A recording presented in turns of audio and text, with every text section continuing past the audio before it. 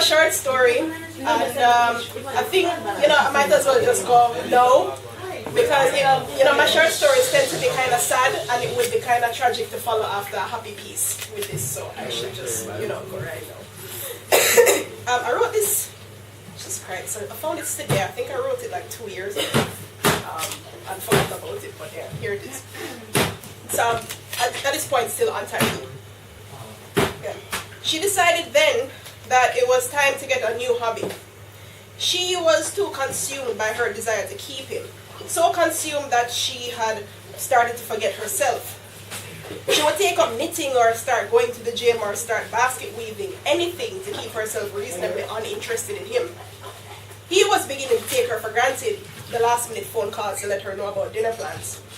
He was growing weary of their relationship, the constant cancellation of plans she'd made months before.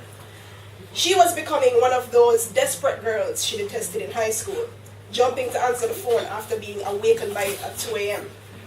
She could feel herself becoming less interesting while in the company of her friends. All she could talk about was the job she loathed or him. Now, this was going to stop now. She would go back to her old life as she had retreated to his. But first, she would go out for dinner.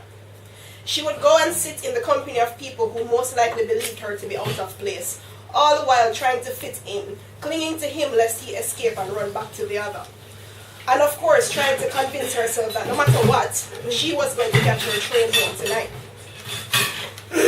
She was not going to end up back at his place, never mind the extra t-shirt and panties she had in her tote.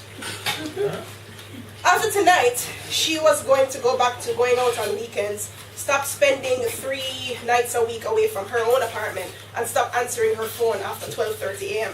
That would show him. That would show him that she didn't need him. What if that backfires? Asked the voice. What if he in turn just stops calling, stops visiting, and just vanishes? Well, she'd just move on, she thought in response. Plenty more men out there. This is, after all, a pretty large city. Now, she wanted to go back to a place where she felt like she was enough, where she could feel interesting, like she wasn't a bumbling idiot always making mistakes and never knowing enough. Yes, this was her pledge to herself.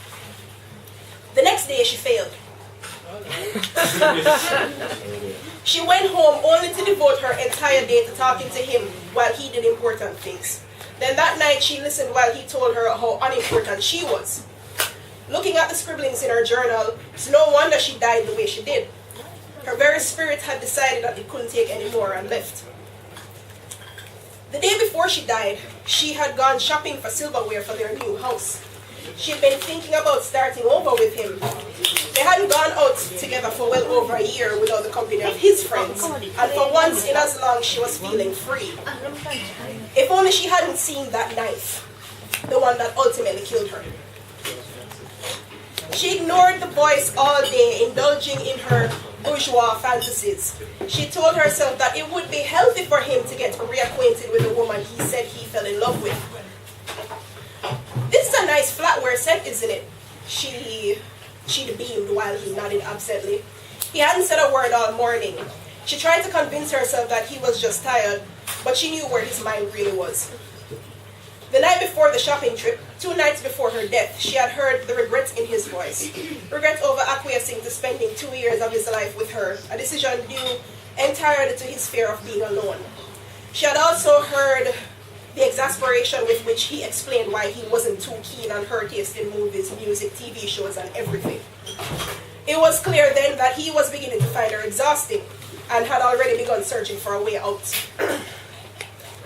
The knife. It laid there, its blade reflecting the fluorescent light in his amber irises.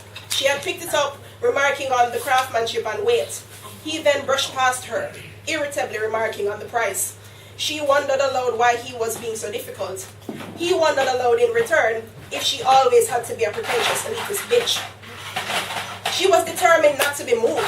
She would have that knife and some memory of her past, even if it cost her him. The voice shrieked futile protests. She had given him all of herself, getting scraps in return. She was going to have this. Fine, he countered, adding he had no idea how superficial she really was. She wasn't going to be dissuaded by his insults. For once in her life, she was going to have something exactly how she wanted it. After the longest 20-minute train ride she'd ever experienced, the three of them made their way into the foyer of their sensible 3-bedroom house. She, as expected, was rattled by the shopping trip turned disaster. He was, as usual, eager to just retreat to his study, and the knife, of course, oblivious to its surroundings, only cared about the fact that it was finally about to be put to some use or the other. It remained oblivious while its blade smoothly plunged deep into her wrists. It had no knowledge of the warmth that could spew from a human's body, so it didn't cringe from the sensation of her blood pouring all over it. It had no knowledge of pain, so it didn't even flinch when it fell with a dull thud to the bottom of the bathtub. No knowledge of shock, fear, or guilt meant that it lay where it fell with indifference during the frenzy that ensued upon the discovery of the scene. Thank you.